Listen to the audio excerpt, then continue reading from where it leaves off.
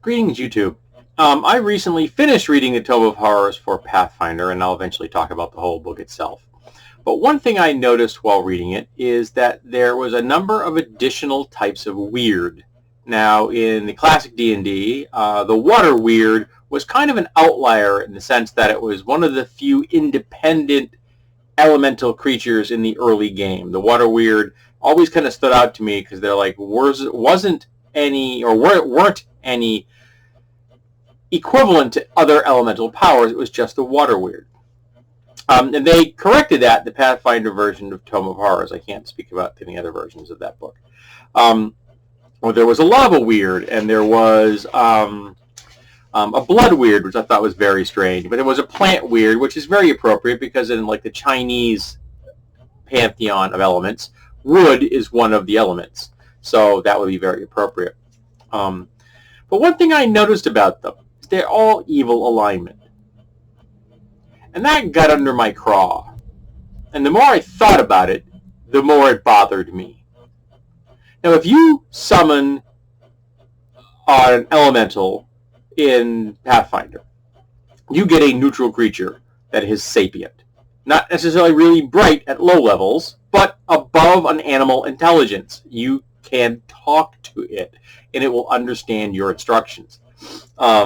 Whether it's a small one, and as they get up, they get more intelligent until you get like the elder ones. I can't remember what they're called. The elder lords or something like that. The most powerful of the elementals. And they're all sapient. They can all be reasoned with. I think they can just take orders. I think if you want to speak, you're going to need to know their particular language. So if you're going to be talking to a water elemental, you need to know Aquan, that kind of thing. But they're all neutral. Perfectly neutral.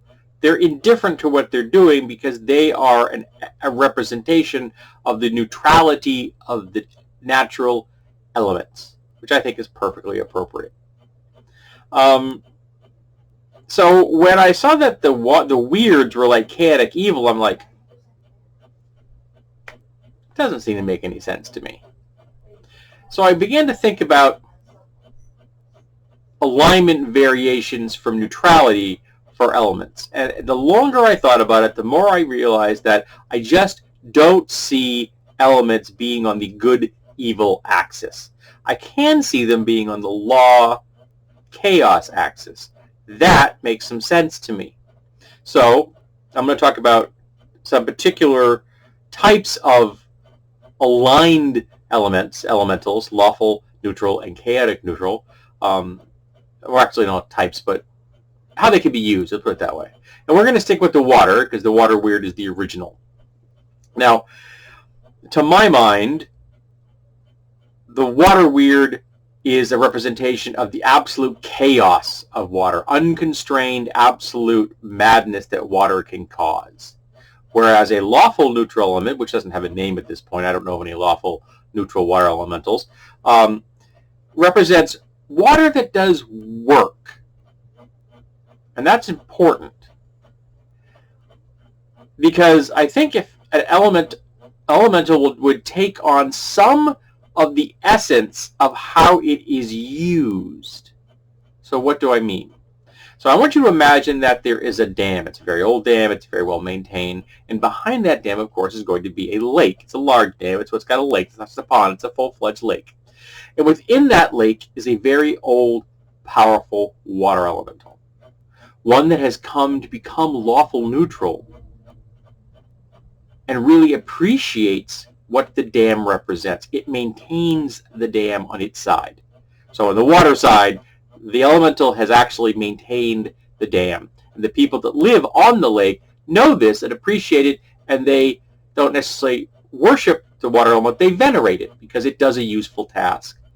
And there's this relationship between the people that live on the lake and the water elemental that lives in the lake and maintains the dam and likes its ordered, structured life. Another example might be water elementals living in canal systems. Another example of water that does work. Okay, so you've got this dam.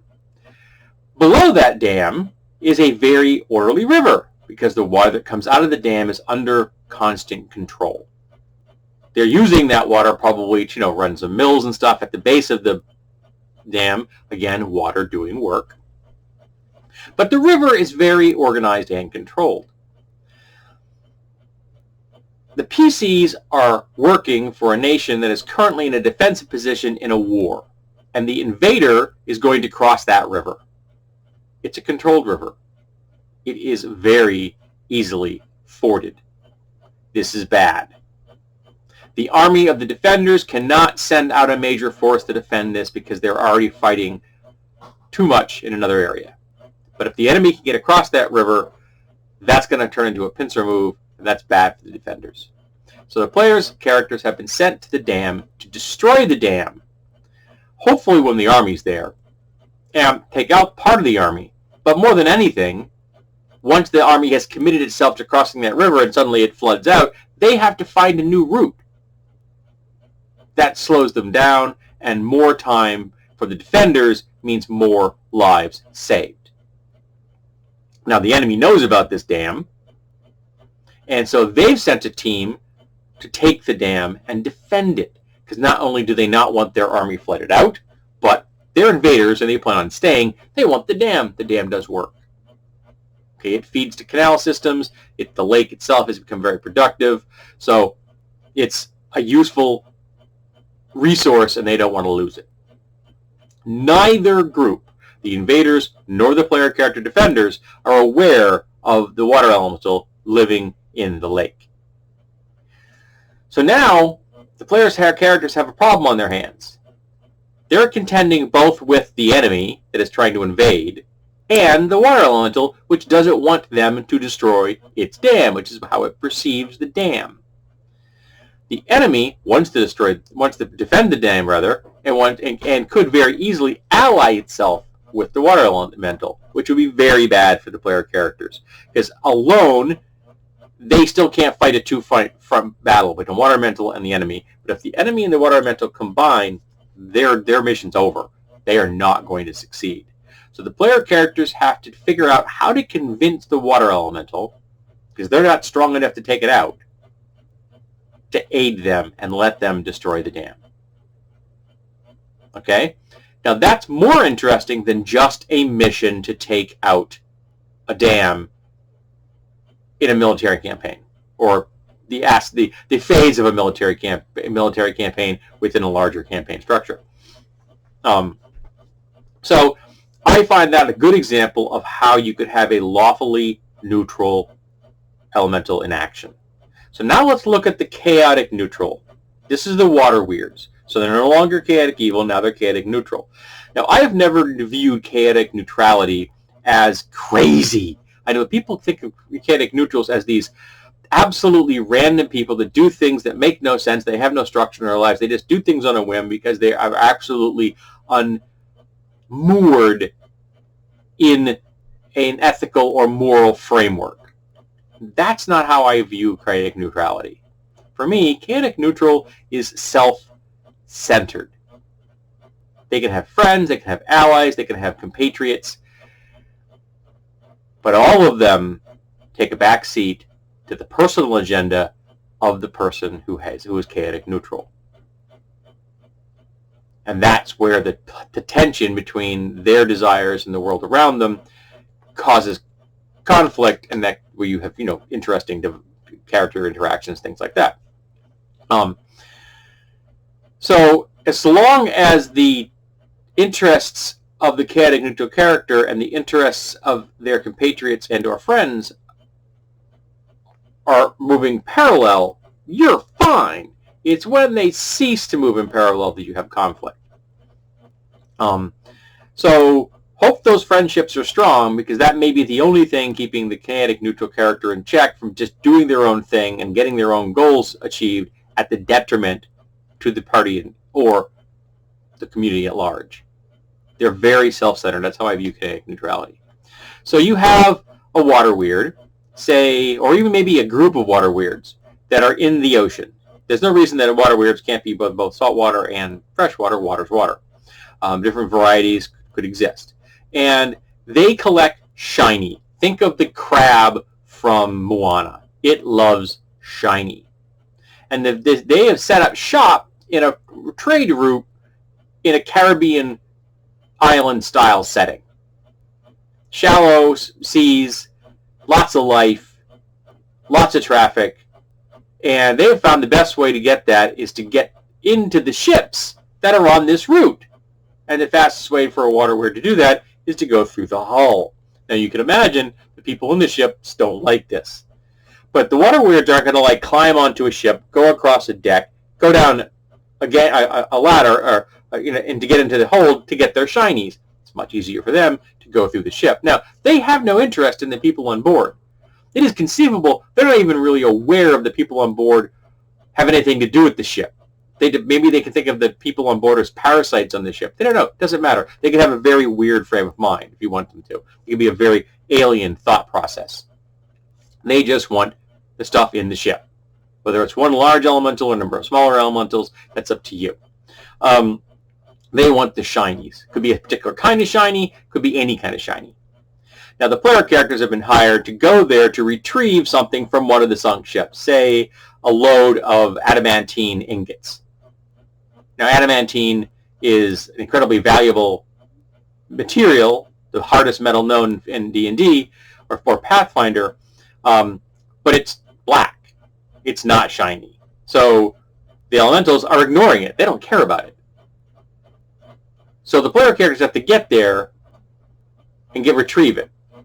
They could also have been hired by people that own ships in the shipping, that own the shipping lines, to stop the elementals from doing this. So they need to find some kind of way of either destroying, which would be very difficult to do, of taking on a powerful water elemental or a group of even lower level elementals in their element, or finding a way of buying them off or convincing them to stop breaking into ships. Maybe there is some kind of exchange they could have. Maybe they can discover that shiny doesn't necessarily mean valuable. So much like trade beads were used frequently in the real world, they were cheap to make in the countries that produced them, but they were considered valuable by the people they were being traded to. This is not an indictment of the people accepting it. Those kind of beads were a common form of exchange prior to the Europeans showing up. So that is just what they traded. It's just in this particular example, they were at an economic disadvantage. They may not even have been aware of how much of a disadvantage they were at. They thought it was legitimate trade, just that Europeans were getting rid of something that didn't cost a lot to them. Though glass beads, even in Europe during the Middle Ages and more contemporary times, were still expensive. They're still expensive today. Good glass beads are not cheap. So maybe they can find that shinies don't have to be expensive to keep the water elementals happy. So there you have an example of two different adventures you could have in that scenario I've presented. Another one could be an underwater passage, freshwater water weird. It's got a bottleneck under its control. The player characters have to go through it, so they have to find a way of either defeating it, which they can't, they're not strong enough, or buying it off. And this particular water weird has acquired a taste for blood. No, it's not homicidal, it is not murderous, it doesn't eat people, because it doesn't have a biology. There is no biology in this thing, it's an elemental. It likes the taste of blood. And it's tasted lots of different types of blood.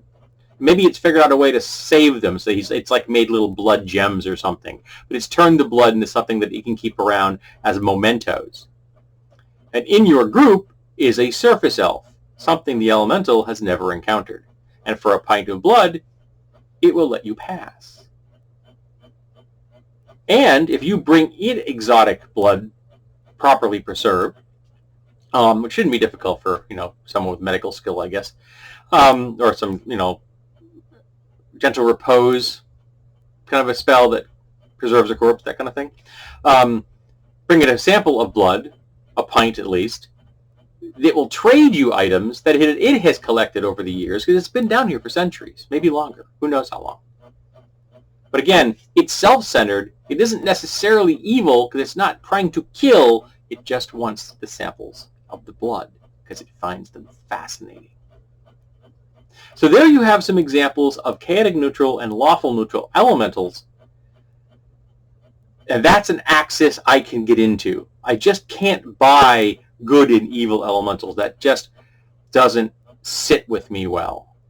So I've rambled on for 15 minutes. Let's talk about whether you think elementals belong on the good-evil axis, or do you think they belong on the lawful and chaotic axis, or do you believe they should remain neutral completely, which does take out some of the monsters in the game, which are distinctly aligned something other than true neutrality. So let's talk about elementals. They can be any elemental you want. I'm just using water elementals here because the water weird is the classic. And at some point I do need to talk about the demi-elemental planes. They're kind of interesting. I've never really touched on those. So I need to do some research on that and see what I want to say about that. But I think that some of those are very interesting. Kind of a niche in many ways, but quite fascinating. All right, so thank you for being here, and I hope that you have something that you can contribute below.